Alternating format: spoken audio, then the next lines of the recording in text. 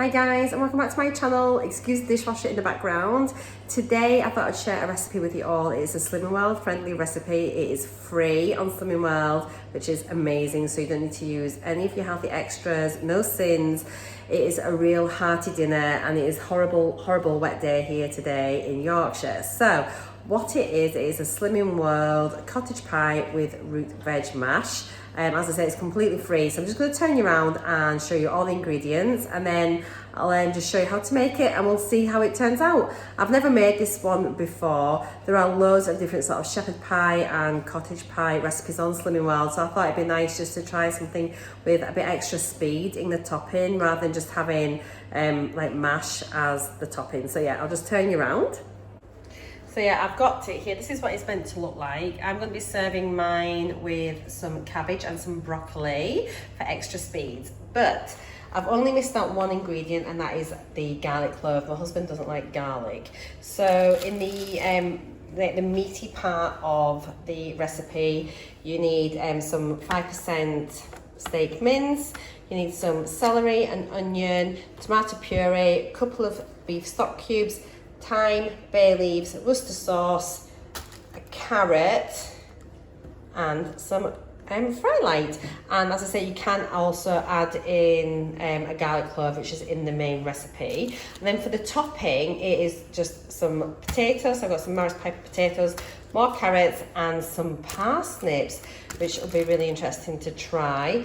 Yeah, so what I'll do is I'm going to just bob you on the tripod, and I'll probably play a bit of music as I sort of start prepping everything and bobbing it in the pan and cooking it. And then we'll come back together once it has been sort of cooked and finished off, and then give our final taste verdict on it. So I hope you enjoy this video. Let me know if there's any other recipes that you'd like me to try. That's like on the Slimming World app or in any of the magazines, or just any of your favourite dishes that you would like to sort of have a Slimming World twist. And I'll do my best. I'm really keen to just try and do a few more recipe videos and things like that. Okay guys, see you in a minute. So I've just got my pan on just now with a couple of sprays of fry light, and it just needs to be on a medium heat. And we're just going to add in, we've got 1 carrot, 2 sticks of celery, and an onion, and they're all finely chopped, and in they go. And then we're just going to cook these down for about 10 minutes. There we are. Okay, so that's just been cooking away for about 10 minutes or so. So I'm just going to add in now the 5% lean beef mince. 5% or less, yeah, so just add this in, and then we need to cook this for a further 5 minutes.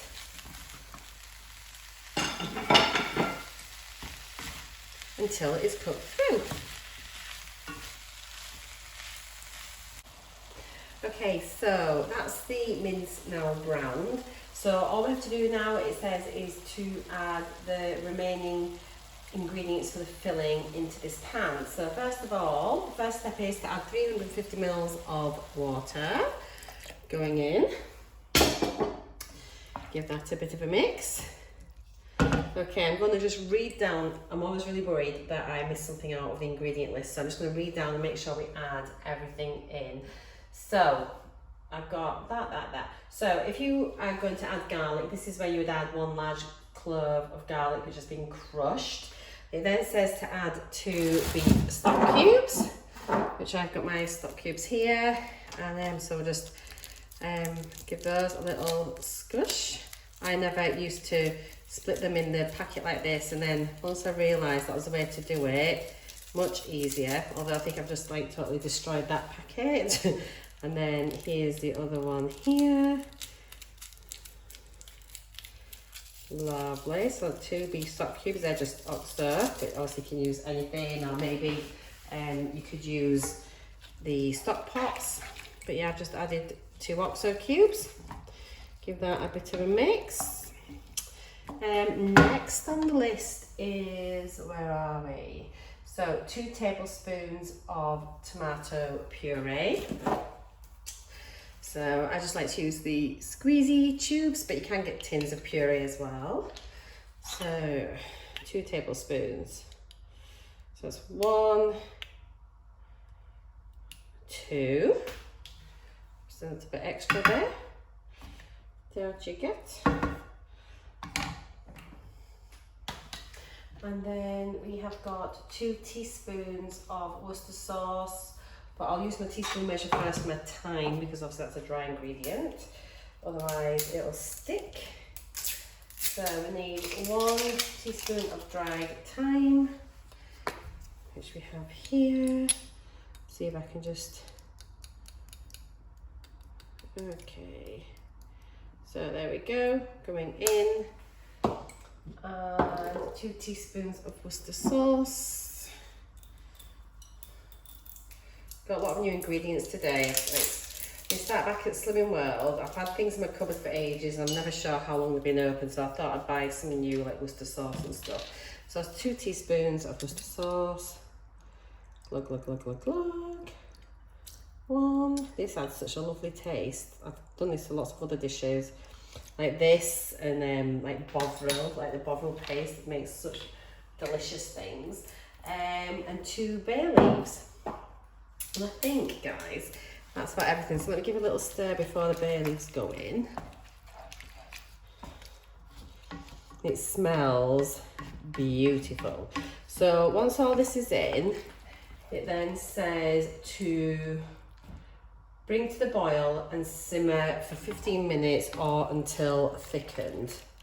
That's going to make such a lovely hearty sort of filling for the cottage pie. So let's turn that heat up, get my bay leaves, and then I need to be putting my oven on at 200 degrees C, 180 fan or gas max 6. So start heating the oven up, ready for this going in. And then we also need to prepare the topping. So that didn't take long to come up. So let's pop a couple of bay leaves in. We've got 1 and 2. Lovely jubbly. So I'm now going to just prep everything for the mash.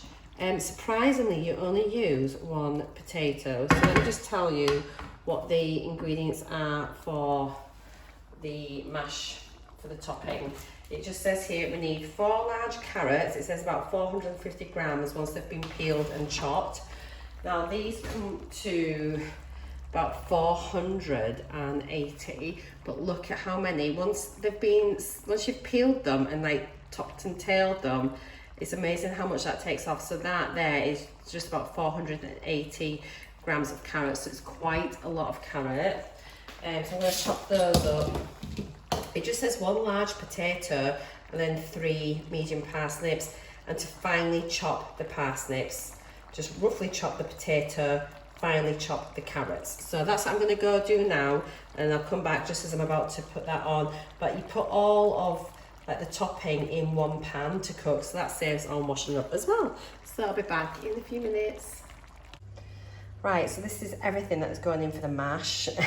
Literally, it's just so heavy on the prep. So I should have just been prepping this whilst the celery and everything was cooking down, but I didn't. I didn't think it'd take so long. So there are the 3 parsnips. I've done these quite small because obviously it's quite a hard fibrous veg. Carrots, I know they'll cook fairly quickly, and I've sort of chopped them into like quarters lengthways and then just sort of chopped them down. And then just potatoes, just a bit chunkier, but it's just 1 very big potato, about the size of a baking potato, like a large baking potato, but it's a Maris Piper. And then yes, I'm going to go and pop them into the pan, but I just want to show it here on the board. Is so much chopping. So the sauce mixture is just cooking down really nicely. It smells amazing. And then this is quite a large pan, but yeah, in there's the potatoes, the carrots, and the parsnips. So I'm going to bring this to the boil, and then we just need to sort of boil it for 15 minutes. I'm going to just turn this mixture down a little bit, just leave it on a very low simmer, and I might turn it off a bit earlier. But yeah, then I'll transfer everything into a dish. The oven is heating up, and yeah, I cannot wait to try it. I hope it's nice. There is a hell of a lot of carrot and parsnip on that mash. Right, so this is now ready. I'm going to take the 2 bay leaves out, My mash mixture at the back is ready to be drained and mashed. I'm about to put some water on for my veg, which is going to accompany it, and then I'm going to just bob it all together into a Pyrex bowl. So I'll show you that once I've done it. Alright, so I'm just praying that this is going to mash okay. I'm just worried about the parsnips really, because it's such a hard vegetable, but so far so good. It's very carroty. I'm just going to pop a little bit of pepper in there, and maybe just a tiny bit of salt. It's said to cook in salted water, but I don't cook with salted water at all ever. But I'll just add a little tiny bit of salt, a bit of pepper in there, and then I'm just going to mash, mash, mash, and try and get all these bits of carrot mashed down, get everything all blended in together. It's going to be a right filling dinner. Yeah, and then I'm going to be cooking it with some white cabbage and some broccoli. So a very, very speedy dinner, and totally sin free. That's actually mashed together really, really well. I'm happy with that. Oh yes, so this is going to go in the oven for 20 minutes and then we can enjoy it. Looks delicious. Right, so it's just come out the oven. It looks amazing. I shall dish up and show you it once it's on my plate. And so here it is. It smells delicious. Can't wait to get tucked in. I'll give you my final thoughts after I've eaten my dinner. That was honestly so delicious. I'd strongly recommend trying this recipe. The mince was really, really tasty. I had mine, I didn't have any gravy on it. My husband had a little bit of gravy just because he loves gravy. But the mash with the carrots and the parsnip in was so moist, it didn't dry out. And I think I actually ended up having it in the oven for about half an hour rather than the 20 minutes because I was just waiting for the rest of my veg and everything to cook. So yeah, absolutely loved it. 10 out of 10. See you on my next video. Thanks for watching, guys. Bye.